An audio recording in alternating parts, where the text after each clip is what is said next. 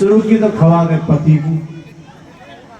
को तो गण को गाय और आखिर खा जाए खुद टूट टूट के पड़ा के।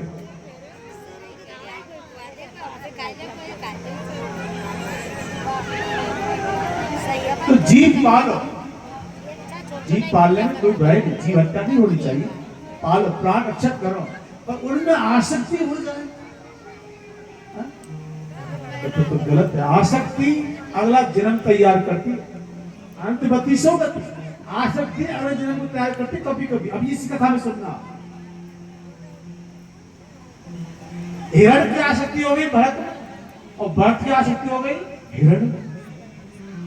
तो हिरण कभी तेज अगर से आओ जंगल से तो भरत जी घबरा जाओगे, अरे कोई सिंह तो नहीं खाएगा, कोई हिरण के झुंडन में तो नहीं चलेगा, अगर पूछ हिला के आ जाए तो गले लिपट जाओगे।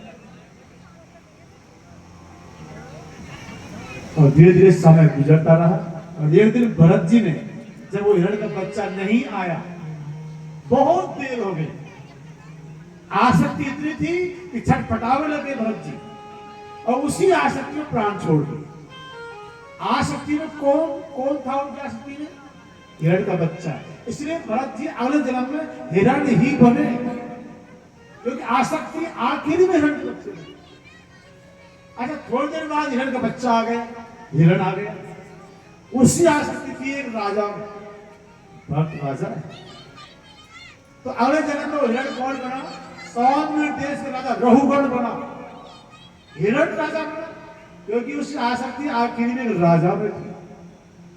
लेकिन अंतिम समय में जो आसक्ति होती है वो सही होनी चाहिए। पहली बात तो संसार में होनी ही नहीं चाहिए। भगवान में आसक्ति, भगवान के नाम में आसक्ति हो, भगवान के रूप धाम नाम में आसक्ति हो, संसार में आसक्ति हो, संसार फिर वापिस मिलेगा और वही मिलेगा जो हमारे आसक्ति में। हिरण बन गए भरत और हिरण बन गए भरत, ठीक है, और जो हिरण था वो बन गए राजा, 100 मिनट राजा बन गए रहुगण। अब भरत जी को हिरण के शरीर पता था, क्योंकि अध्यात्म बल से पिछला जन्म याद रहता है और भरत जी के पास अध्यात्म बल बहुत है।